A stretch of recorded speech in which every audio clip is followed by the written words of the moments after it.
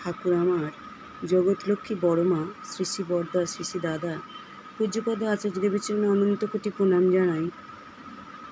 সকলকে জানাই জয়গুরু। ভগবানকে যে যত ভালোবাসবে গভীরভাবে ততই সুদিন অবশ্যম্ভাবী হয়ে উঠবে। তাকে ভালোবাসলে কুদিন থাকে না, সুদিন হয়ে দাঁড়ায়। শ্রী শ্রী ঠাকুরের অমৃতময় কথা।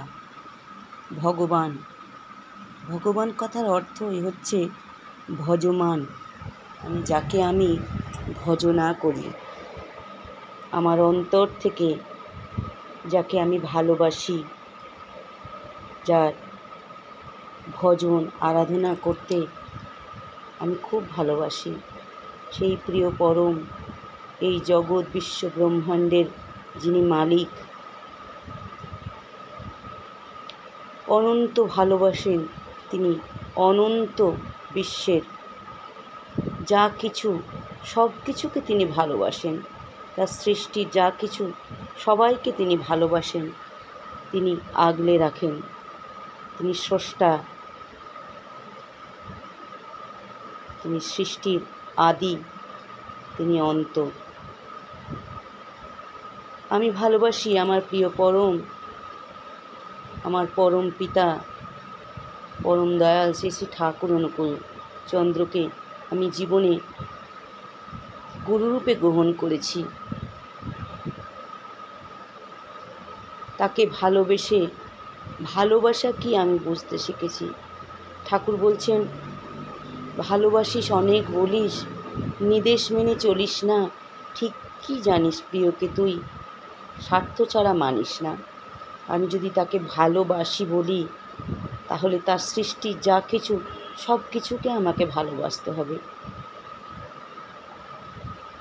সব কিছুকে ভালোবাসলে আমি তাকে বলতে পারবো যে দয়াল, আমি তোমায় ভালোবাসতে পেরেছি।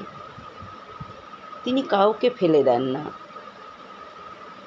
কীট পতঙ্গ থেকে শুরু করে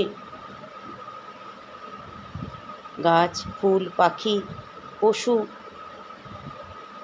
যারা দুষ্টবৃত্তি করে সেই সব মানুষকেও তিনি ভালোবাসেন, কারণ তিনি পালন পোষণ কর্তা। তিনিই আমাকে সমস্ত কিছু দিচ্ছেন। এই জগতে যা কিছু সব আমি উপভোগ করছি তারই দয়ায়। তিনি দয়া করে আমাকে মানুষ রূপে গঠন করেছেন, তাই তাকে আমাকে গভীরভাবে ভালোবাসতে হবে। যদি আমি তাকে গভীরভাবে ভালোবাসতে পারি, তবে তার কথাগুলো আমি খুব আনন্দের সঙ্গেই পালন করতে পারবো। শুধু তাকেই ভালোবাসি, বাকি আর যারা আমার পরিবারের সঙ্গে রয়েছে তারা তো আমার সঙ্গে স্বার্থের সঙ্গে রয়েছে। আর এই পরম পিতা যিনি আমার জন্মের আগেও ছিলেন, আমি না থাকলেও যিনি থাকবেন, যিনি আমার বাবা মাকেও এই পৃথিবীতে নিয়ে এসেছিলেন, আর আমার বাবা মায়ের মধ্য দিয়ে আমি এই পৃথিবীতে এসেছি, তবে তিনি হচ্ছেন স্রষ্টা দ্রষ্টা। তাকে গভীরভাবে ভালোবাসতে হবে। তাকে ভালোবাসলে দেখা যাবে আমি সবাইকে ভালোবাসতে পারছি। আমি বৃত্তি প্রবৃত্তি ঘেরা মানুষ, বৃত্তি আমার জন্মগত, তাই পরম পিতাকে যখন আমি ভালোবাসবো তখন দেখা যাবে যে আমি আমার এই বৃত্তির আগল থেকে বেরোতে পারছি। বৃত্তি আমাকে এগিয়ে যেতে দিচ্ছে না, আর পরম পিতা চাইছেন আমি যাতে তার দিকে এগিয়ে যাই। আমাদের হেমকবি কথা একটু আসি।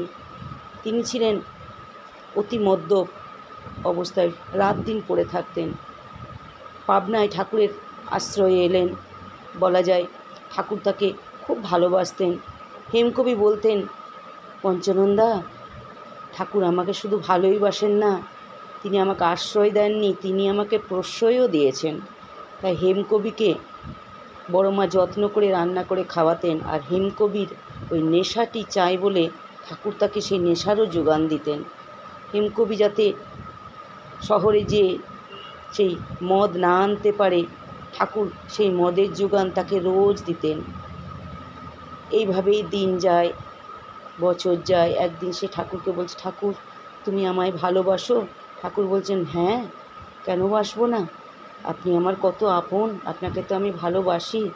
তাহলে ঠাকুর আমার সব কিছুকে তুমি ভালোবাসো? বাসি তো। তাহলে তুমি আমায় মদ দাও কেন ঠাকুর? কেন দাদা, আপনি যে মদকে ভালোবাসেন আর আমি আপনাকে ভালোবাসি, তাই আমি আপনাকে সেটা দিই। আপনি ভালোবেসে সেটা খেতে চান বলে। ঠাকুর ওটা খেলে আমি তো দিনের দিন খারাপ হয়ে যাচ্ছি। ঠাকুর আজ থেকে আমি তোমায় ভালোবাসি, আর ওসব আমি আর স্পর্শ করব না। সেই দিন থেকে হেমকবি ঠাকুরকে ভালোবেসে তার ওই দীর্ঘদিনের নেশা ত্যাগ করলেন এবং একজন সুন্দর মানুষ হয়ে উঠলেন। সুন্দর মানুষ তো তিনি ছিলেন, তিনি একজন শিল্পী ছিলেন, গান লিখতেন। ঠাকুরকে ভালোবেসে তার ওই প্রবৃত্তি ঘেরা জীবন থেকে সে বেরিয়ে আসতে পেরেছিল।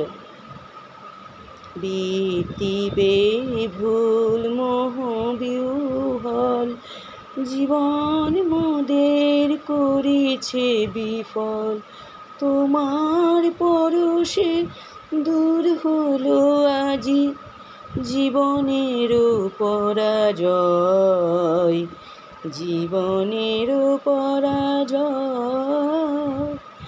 তোমার গাহি জয় গো দয়াল, তোমার গাহি গো জয়। তাই তার জয়গান করে, তাকে ভালোবেসে তার পথে চললে আমাদের কদিন থাকে না। যাকে দেখে চলাই তোমার চলন সার্থক হয়, উল্লঙ্ঘনে এড়াতে পারো অনেক বিপর্যয়। তাহলে এমন একজন মানুষ চাই আমার জীবনে। সেই মানুষ ভগবান, জীবন্ত ভগবান, যিনি আমাকে তার চলা দিয়ে, তার বলা দিয়ে, তার কর্ম দিয়ে আমাকে দেখিয়ে দেবেন জীবন কত সুন্দর, জীবনকে ভালোবাসতে শেখাবেন। ঠাকুর সব কিছুকে আমাদের ভোগ করতে বলেছেন, কোনো কিছু ত্যাগ করতে বলেননি। তাই আমার জীবনের সমস্ত কিছু খারাপ কিছু নিয়েই আমি তার দিকে এগিয়ে যাব। মা গঙ্গার জলেও তো কত কিছু খারাপ থাকে, কিন্তু মা গঙ্গা কত পবিত্র। তাই আমার জীবনে যা কিছু খারাপ সমস্ত কিছু দিয়ে, দয়াল আমি তোমাকে ভালোবাসবো, আর তোমাকে ভালোবেসে আমি তোমার হয়ে উঠব। আমার এই খারাপ যা কিছু আছে সব ত্যাগ হয়ে যাবে একদিন তোমার পরশে। পরশমণির ছোঁয়ায় সব কিছু পরশ হয়ে যায়। তাই ঠাকুর বলছেন, ভগবানকে যত ভালোবাসবে গভীরভাবে, ততই সুদিন অবশ্যম্ভাবে